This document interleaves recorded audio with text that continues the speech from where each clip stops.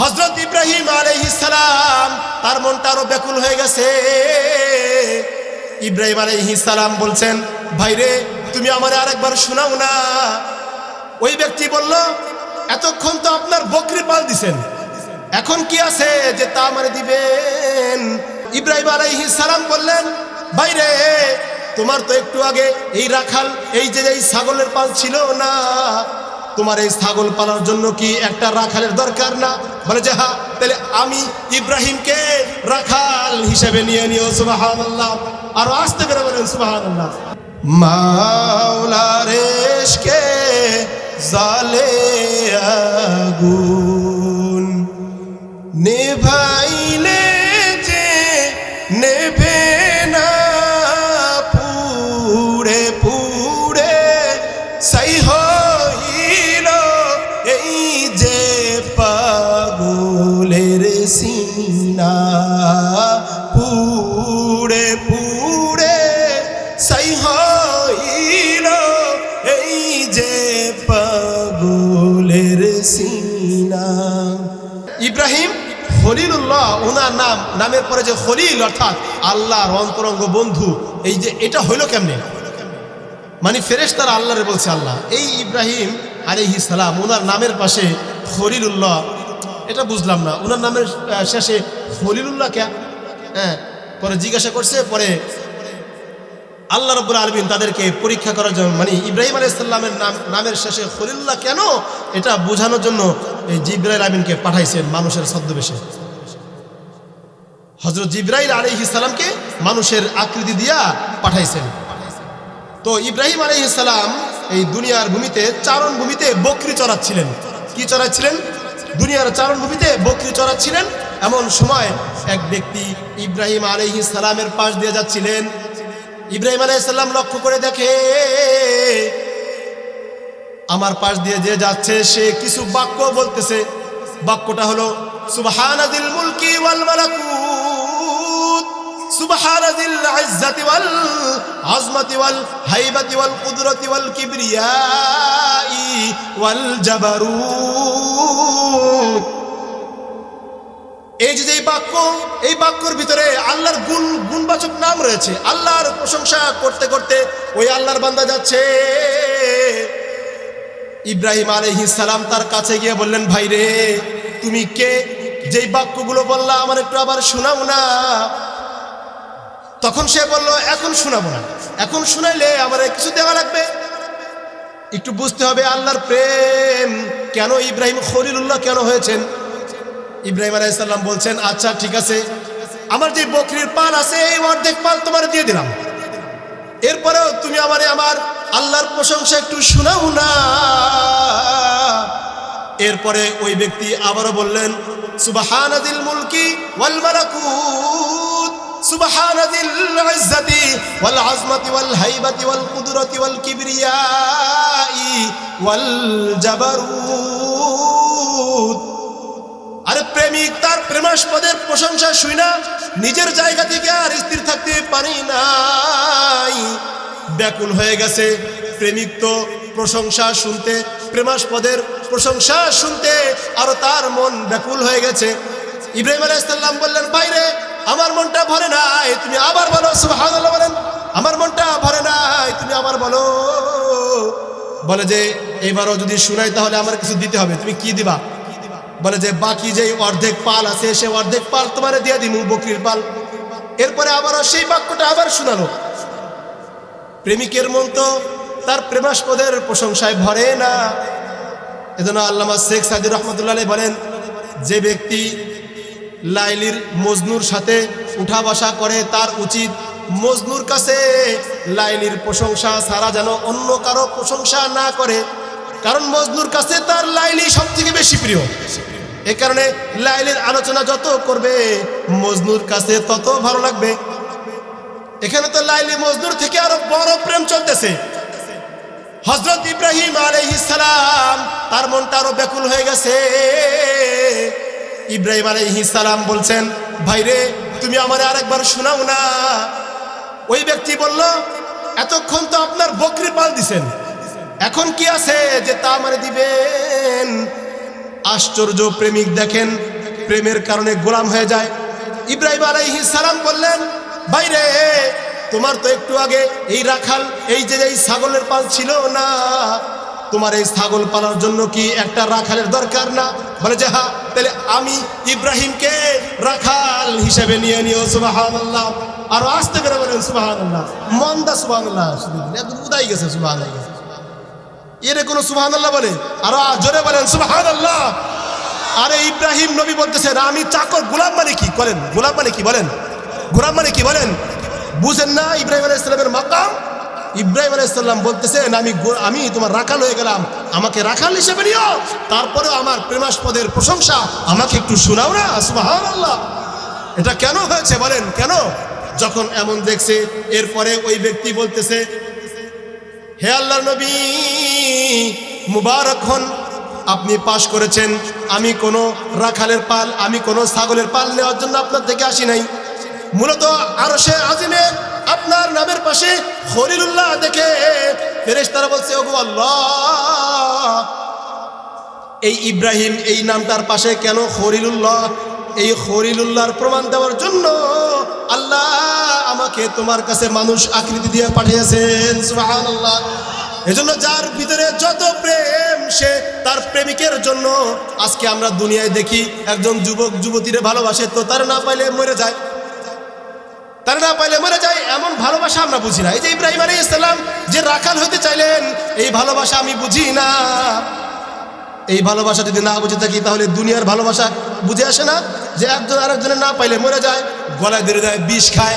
তো এই যে মহাব্বত, তো আল্লাহর এই হাবিবে কিবরিয়া, এই যে ইব্রাহিম আলাইহিস সালামের দিলের ভিতরে আল্লাহর যে ভালোবাসা ছিল তা কি আপনার ভালোবাসার মতো? তা কি আপনার ভালোবাসার মতো? এখন বুঝেন আল্লাহর কি পরিমাণ ভালোবাসা তার ভিতরে ছিল। ভালোবাসার স্পিরিট যার যত বেশি, তার আখলাক তত সুন্দর, তার আমল তত সুন্দর। যে আল্লাহকে পাইতে চায় সে তত গুনাহ থেকে বাঁচতে চায়, সে তত চোখ হেফাজত করবে, সে নামাজের তত যত্নশীল হবে। বিশ্বাস করেন, যারা আমরা নামাজের হেফাজত করি না, যারা আমরা চোখের হেফাজত করি না, যারা আমরা আল্লাহর হুকুমকে কোনো কেয়ার করি না, আমরা বলে অনেক সময় দেখা যায় আমলের কথা বলা হয় কিন্তু আমরা একটু মৃদু হাসি দিয়ে চলে যাই যে এটা সমস্যা। ভাইরে অনেক সময় নামাজে ডাকলে দেখা যায় অনেক যুবক বলে, ভাই প্যান্ট পাক নাই। তোমাকে একটু আগে হাদিসটা শুনাইছি, যে যেমন জীবনযাপন করবে সে তেমন মরবে। তাই আমি যদি এরকম সবসময় এরকম প্যান্ট নাপাক নিয়ে জীবনযাপন করি, তাহলে আমি কি চাই আমার মৃত্যুটা নাপাক অবস্থায় হোক? আল্লাহর সামনে যদি আমি নাপাক অবস্থায় মরি, আমার আল্লাহর সামনে আমাকে নাপাক অবস্থায় দাঁড়াইতে হবে। এই কারণে যুবক ভাই, এমন যেন না হয় আমাকে ডাক দিছে আর আমি বললাম যে প্যান্ট একটু সমস্যা আছে তো পরের রক্ত থেকেই করবানে, এমন যেন না হয়। সবসময় প্যান্ট পাক রাখবেন। এমন এক মজলিসে গেছেন, দেখা গেছে আপনাকে কোনো হুজুর ডাক দিছে, কোনো বড় হুজুর, এই যুবক এদিকে আসে, তো তখন যেন এমন না হয় যে হুজুর প্যান্ট তো পাক নাই, তার সামনে যেন এমন কথা বলতে না হয়। এই কারণে আমার মরণ কি হারাতে হয় এই চিন্তা করে সবসময় পর্দার ভিতরে থাকার চেষ্টা করব। মানে সবসময় আল্লাহর ভালোবাসা রেখে পাক পবিত্র অবস্থায় থাকার চেষ্টা করব। যখন আমি আল্লাহর ভালোবাসা দিলের ভিতরে ঢুকে যাবে, আল্লাহর কসম, যাদের ভিতরে এই যে আব্দুল গফফার সাহেব হুজুর, তার ভিতরে বোঝা যায় আসলে জান্নাতকে পাবে না পাবে জানেন কে?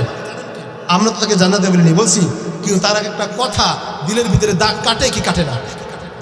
দাগ লাগে না? কেন লাগে জানেন? তারা আল্লাহকে চিনছে। আল্লাহকে কি করছে? চিনছে। আল্লাহর ভালোবাসা যার দিলের ভিতরে ঢুকছে, তাদের কথা একটা আসর হয়, তাদের কথা দিলের ভিতরে দাগ কেটে যায়। আল্লামা শিবলি রহমতুল্লাহ আলাইহি, ওনার দিলের ভিতরে আল্লাহর ভালোবাসা এই পরিমাণ ঢুকছে যে আল্লামা শিবলি রহমতুল্লাহ আলাইহির কাছে একজন যুবক আসছে।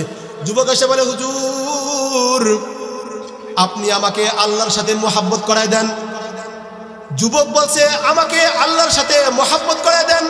আল্লামা শিবলি রহমতুল্লাহ আলাইহি তার মুখ দিয়ে বলছেন, আল্লাহর সাথে? কি বলছে? আল্লাহর সাথে। এই আল্লাহর সাথে এই শব্দটা শুনা যুবক একটা চিৎকার দিয়ে ওইখানে মারা গেছে। সুবহানাল্লাহ। বলে যে মারা গেছে কেমনে? বলে যে হযরতে শিবলি রাহমাতুল্লাহ আলাইহির জবান থেকে আল্লাহ শব্দটা এত মহব্বত, এত ভালোবাসা নিয়ে বের হয়েছে যে ইশকের সাথে, এই মহব্বতের সাথে, ভালোবাসার সাথে আল্লাহর নামের ভালোবাসার তীর তার দিলের ভিতরে ঢুকে গিয়েছে। সুবহানাল্লাহ। এই শিবলি রাহমাতুল্লাহ আলাইহি এত আল্লাহর আশিক ছিলেন, একবার উনি জানতে পারছেন, উনি একবার তলোয়ার নিয়ে রাস্তার মোড়ে দাঁড়ায় আছেন। তো তাকে বলতেছে, হুজুর আপনি রাস্তার মোড়ে এরকম তলোয়ার নিয়ে, আপনি হুজুর মানুষ, রাস্তার মাঝে আবার তলোয়ারকে কোষবদ্ধ করে এরকম দাঁড়ায় আছেন, কারণ কি? আল্লামা শিবলি রহমতুল্লাহ বলেন, আমি শুনলাম কারা নাকি কে নাকি আল্লাহর নামটা একটু উদাসীনতার সাথে নিচ্ছে। আমি তার কল্লাটাকে তার দেহ থেকে আলাদা করে দেওয়ার জন্য এখানে দাঁড়াইছি। সুবহানাল্লাহ। কি পরিমাণ ভালোবাসা হলে এমন হয় বলেন তো? এই ভালোবাসা করতে হলে মানুষকে সাধন করতে হয়, কিছু ত্যাগ করতে হয়। জীবনে যে যত বড় হয়েছে, যে আল্লাহর কাছে বড় হয়েছে, সে ত্যাগ না করে বড় হতে পারে নাই। বিসর্জন না দিয়ে কেউই বড় হতে পারে নাই যুবক ভাইয়েরা। কেউ নামাজ পড়ে কখনো আল্লাহর প্রিয় হতে পারে নাই, কেউ চোখ হেফাজত না করে কখনো আল্লাহর প্রিয় হতে পারে নাই, কেউ নিজেকে সংবরণ না করে আল্লাহর কাছে প্রিয় হতে পারে নাই। এই জন্য যে কোনো সময় আমরা এই যে কথাবার্তা শুনি, আল্লাহর মহাব্বত আমাদের দিলের ভিতরে যদি নাই থাকে, তাহলে এই কলব, এই ব্যক্তি বলতে পারবে কি আল্লাহ আমি আপনার ভালোবাসি? বলতে পারবে? তখন তো মনিটরে সব দেখা যাবে যে কে কি পরিমাণ ভালোবাসে। ভাই আজকে জ্বর হইলে বগলের নিচে দিলে থার্মোমিটার, এটা বগলের নিচে দিলে টের পাওয়া যায় যে তার কি পরিমাণ জ্বর আছে। 100, 2, 3, 4 এটা যেমন থার্মোমিটার উঠে যায়, ভাই কার দিলের ভিতরে, দিলটাকেও আল্লাহ তাআলা মাপবেন, কার দিলের ভিতরে কি পরিমাণ আল্লাহর মহাব্বত ভালোবাসা আছে। আল্লাহর কসম সেদিন সব দেখায় দিবে। শত শত হাজার হাজার কোটি কোটি মানুষের সামনে যখন আল্লাহ তাআলা এরকম দেখাবে, বলেন তো আমার কলবের ভিতরে যদি এমন হয় যে আমার পাশে যে আছে দাঁড়াইয়া তার কলব মাইপে আল্লাহ তাআলা 100-র ভিতরে 95 ভাগ ভালোবাসা পাইছেন, আর আমার কলবটা মাইপে আল্লাহ রাব্বুল আলামিন 1 পাইছেন তাও কম, তখন কেমন লাগবে বলেন তো? তখন কেমন কষ্ট লাগবে? আর সেই কষ্টেরও কোনো কি নাই বলেন? কুল কিনারা হবে না। এজন্য মাওলার ইশক, আল্লাহর ভালোবাসা দিলের ভিতরে জায়গা দিতে পারবো না যুবক ভাইরা? একটু চেষ্টা করেন, এই যৌবনটা অল্প একটু, তারপরে এমন সুখ শুরু হবে যেই সুখের কোনো শেষ নেই। তারপরে আপনার কোনো কাজ করা লাগবে না। আজকে আপনি পৃথিবীতে যেখানেই থাকুন, আপনি আপনার ক্যারিয়ার নিয়ে, আরে জীবনের ঝুঁকি নিয়ে মানুষ এই যে লিবিয়া দিয়ে ইটালি যাচ্ছে, নিজের জীবনের ঝুঁকিতে ফেলা দিচ্ছে। বলে যে হায় রে, কয় টাকা কামাবা, কত কোটি টাকা কামাবা, তুমি কিছুটা বিসর্জন দাও, আমার কাছে একটু বিসর্জন দিয়ে আসো। তোমার কোনোদিন এমন করা লাগবে না, আমি কোনোদিন বলবো না কিরে আর কত খাওয়াবো, 1 কোটি বছর তো খাওয়াইলাম, যা এখন থেকে একটু পাথারে যা। আল্লাহ কখনো এমনটা বলবে না, যা এখন একটু টিউশনি করায়, আর কত ফিরি খাবি, আর কত ফিরি খাওয়াবো, এখন আর পারবো না, যা এখন একটু কামাই করে আয় না। এমন কোশ্চিন কারো আল্লাহ বলবেন না। ওই যে সুখ শুরু হয়েছে তো হয়েছে, ওই সুখের আর কোনো শেষ নাই, ওই সুখের আর কোনো শেষ নাই। এই জন্য দুনিয়ার একটু সুখ বলতে আমার মনে চায় একটু পরনারীর প্রতি তাকাইতে, আমার মনে চায় তার প্রতি আকৃষ্ট হইয়া একটু গুনাহ জড়াইতে। এই জিনিসটাই আমাদের মাঝে বেশি হচ্ছে। আমার চায় না শেষ রাত্রে, আমার চায় না ফজরের সময় নামাজে আসতে, আমার মনে চায় না জোহরের সময় নামাজে আসতে। এই যে না চাওয়াটা, একটু বিসর্জন যদি দিতে পারি, আল্লাহর মহাব্বত ভালোবাসা যদি সত্যি যুবক ভাই একটু যদি বিসর্জন না দিই, কিচ্ছু পাবো না। আল্লাহ যখন বলবে, আল্লাহ যখন তার ফেরেশতারা বলবে মান রব্বুকা, তোমার রবকে, উত্তর মুখ দিয়ে বের হবে না ভাই, মুখ দিয়ে বের হবে না, সত্যি বের হবে না যদি আমি আল্লাহর মহাব্বত করে না থাকি। আর মাওলার ইশক, আল্লাহর ভালোবাসা যদি দিলে না ঢুকে থাকি, তাহলে আমাকে যখন দেখে বলা হবে আমি বলতে পারবো না। এজন্য যারা আল্লাহকে চিনছে তাদের কাছে যান। আরে একটা ডাক্তার, আপনি মনে করেন যে 1500 টাকা ভিজিট দিয়ে যে ডাক্তারের কাছে গেছেন, আপনি কঠিন অসুস্থ, তো সেই ডাক্তার আপনি যাওয়ার সাথে সাথে বলছে কি অসুস্থ, এই করে আপনাকে 30 সেকেন্ডও সময় দেয় নাই, তাড়াতাড়ি একটা লেখে আপনার করে দিছে। আপনার মনে দুঃখ আছে না নাই? কেন? আরে আমি আমার রোগটা ভালো করে বলতেও পারলাম না। কেন আপনি আপনার রোগটা বলতে পারলেন না? এই দুঃখ আপনার দিলের ভিতরে আছে। ভাই একটা মানুষের জীবনে তার জীবন অর্থাৎ তার মৃত্যুটা বড় না, তার কলবের মৃত্যুটাই বড়। মানুষের জীবন যদি শেষ হয়ে যায়, মরে যায়, তাহলে তার দুনিয়ার জীবন শেষ হলো। আর যদি তার কলব মরে যায়, তাহলে তার আখিরাতের জিন্দেগি শেষ হলো, আখিরাতের জিন্দেগি শেষ হলো যুবক ভাইরা। এই কারণে মাওলার ইশক, মাওলার মহাব্বত আমরা দিলে ঢুকাইতে প্রস্তুত তো? পারবো তো ইনশাল্লাহ? একটু চেষ্টা করবো তো মাওলার মহাব্বত দিলের ভিতরে ঢুকাইতে? পারবো না? একটু কষ্ট করবো না? আলেমদের কাছে যাব। আলেমদের ছাড়া আপনি আল্লাহকে চিনতে পারবেন না। আপনি ছাদে উঠবেন, সিঁড়ি লাগে, আপনি আল্লাহকে চিনবেন।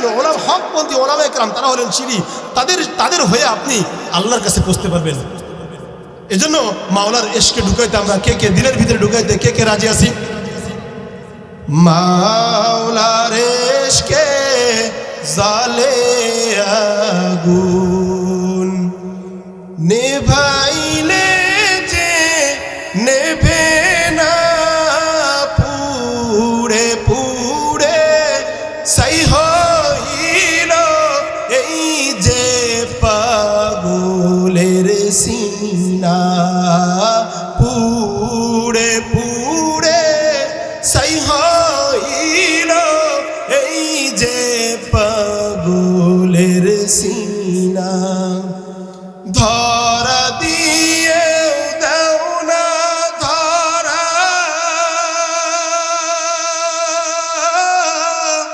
কাছে থেকেও দাও না সারা, ধরা দিয়েও দাও না ধরা। কাছে থেকেও দাও না সারা, আমার এই বুকেতে বইছে খরা, এই বুকেতে বইছে খরা। না পাওয়ারি যত না পুড়ে পুড়ে ছাই হইল এই যে পাগলের সিনা, পুড়ে পুড়ে ছাই হইল এই যে পাগলের সিনা। এখন যে একটা পরিবেশ আছে না, একটু পরে থাকবে না। রাত্রে যখন বিছানায় আরামে যাব, তখন আর এই অবস্থা থাকবে না। তখন শুধু এতটুকু মনে রাখতে হবে, এই জীবন না, আর একটা জীবন আছে। পারবেন না যুবক ভাইরা? এই মাহফিল কি শেষ? আগামীকাল থেকে আপনাদেরকে মসজিদে কি দেখা যাবে? যারা মাহফিলে আছে দেখা যাবে ইনশাআল্লাহ। আপনি যদি 5 ওয়াক্ত নাও পড়েন, আমি বলবো 1-2 ওয়াক্ত কন্টিনিউ যাইয়ে আল্লাহর সাথে সম্পর্ক বজায় রাখেন। দীর্ঘদিন ফোন না দিলে সম্পর্ক ভালো থাকে? আর দীর্ঘদিন আল্লাহর থেকে দূরে থাকলেন সম্পর্ক ভালো থাকবে? থাকবে না। যতটুকুন কথা বললাম, আল্লাহ আমারে আপনাদের আগে আমারে আল্লাহ আমল করার তৌফিক দান করেন, আপনাদেরকে আল্লাহ তাআলা কবুল করেন। আমিন। আখির দাওয়ানা আলহামদুলিল্লাহ।